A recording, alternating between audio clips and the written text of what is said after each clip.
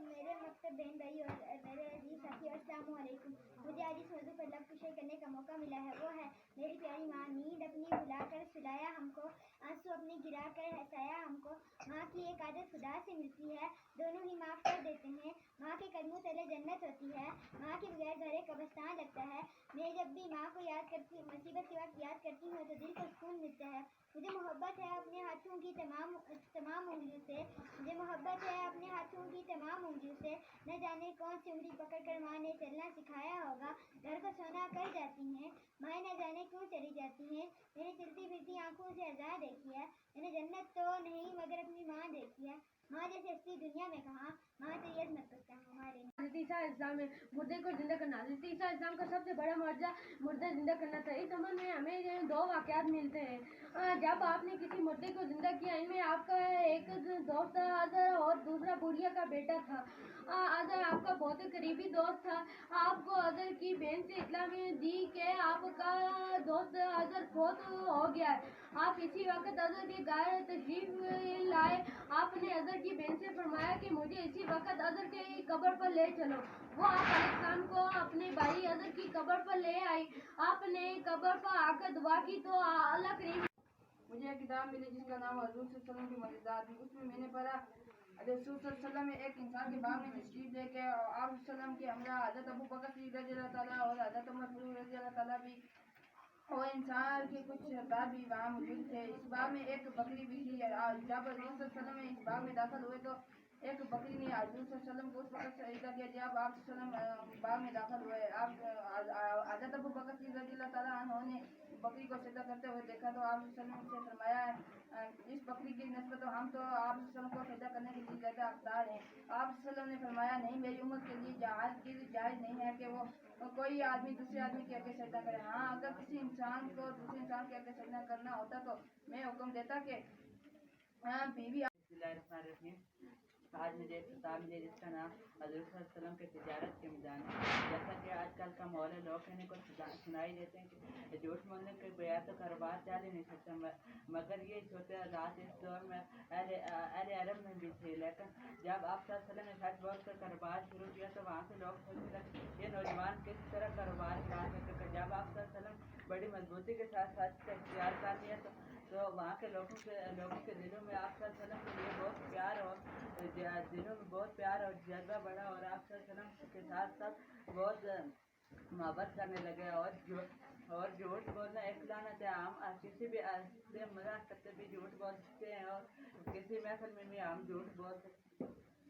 میں نے ایک کتاب کا مطالعہ کیا جس کا نام ہے حضرت سلیمان علیہ السلام.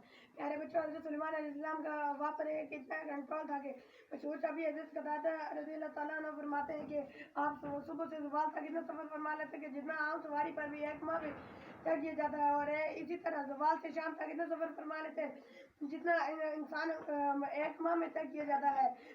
مشہور ہے کہ آپ صبح بیت المقدس میں ہوتے تو دوپہر کے وقت 70 میں پہنچ جاتے, وہاں سے ملک شام کو خراسان میں پہنچ جاتے, یعنی آپ جہاں بھی وہاں کو حکم کرتے وہاں تک آپ کو لے جاتی. پیارے بچوں, حضرت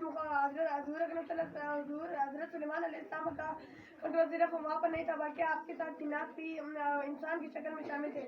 آپ کے حضرت سلیمان علیہ السلام کے قریب 1 لاکھ کرسیاں رکھی جاتی تھی, اور ان پہ مومنین اور جنات بٹھا دیے جاتے, اور پرندوں کو حکم فرماتے تو وہ پرندے آپ کو جہاں بھی آپ حکم فرماتے وہاں لے جاتے. ایک بار آپ قافلے کے ساتھ پہلے متواتر وہ آپ وہاں میں سفر کرتے تھے, لیکن ایک بار آپ قافلے کے ساتھ زمین پر جا رہے تھے تو اچانک چونٹی کے پیڑ کے پاس سے گزرنے, جس کا نام ہے حضرت ابراہیم علیہ السلام. حضرت ابراہیم علیہ السلام اللہ تعالیٰ کے بہت ہی برگزیدہ نبی تھے. آپ علیہ السلام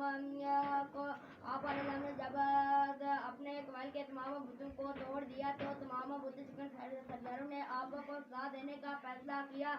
تو نمرود نے اپنے سپاہی سے کہا کہ ایک میدان میں لکڑیاں جمع کی جائیں. جب لکڑی کو جمع کیا اور ان کو آگ لگا دی گئی. آگ بہت ہی زیادہ بڑھ کر اٹھی, آگ کے شعلے آسمان سے باتیں کرنے لگے تو لوگوں نے کہا کہ آپ علیہ السلام کو آگ میں کیسے ڈر جا جو شیطان. اعوذ باللہ من الشیطان الرجیم, بسم اللہ الرحمن الرحیم. کل مجھے ایک کتاب ملی جس کا نام ہے حضرت ابو ہریرہ رضی اللہ تعالیٰ عنہ حافظ حدیث नाम नसब आप रज़ी अल्लाह तआला अन्हा के नाम के बारे में असली तौर पर कुछ कहना मुश्किल है, क्योंकि आपकी कौनियत ऐसी है कि असली नाम छुप कर रह जाता है। इस काबिल शहर ने आप रज़ी अल्लाह तआला अन्हा के बारे में मुख्तलिफ अक़वाल जिक्र किए हैं। एक रवायत में आता है कि ज़माना जाहिलियत में आप रज़ी अल्लाह तआला अन्हा का नाम अफजल शम्स और कुनियत अबू वाला सौद थी। आप हमेशा अपनी माँ की फिक्र में रहते थे। इस्लाम कबूल करने के बाद आपकी माँ कहती कि तुम इस्लाम ना कबूल करो, और आपने इस्लाम कबूल कर लिया। किताब मिली जिसका नाम हज़रत सल्लल्लाहु अलैहि वसल्लम के गज़वात थे। मैंने मुताला किया।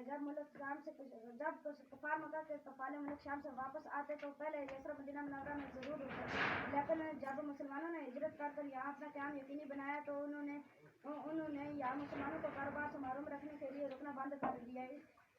ये तो आप जानते हैं, पहले वक्त में सादो सामान और बुजुर्ग बचत तिजारत पर ही हुआ करता था। मुसलमानों पर खासी परेशानी तार हो गई थी। इसी हाल के पेश नज़र हज़रत सल्लल्लाहु अलैहि वसल्लम ने कफाले वालों पर दबाव डाला कि यहाँ भी ज़रूर रुका करें, लेकिन ये कफाले वालों की और मदीना मुनव्वरा के यहूदियों की मिली भुगत थी कि मुसलमानों का और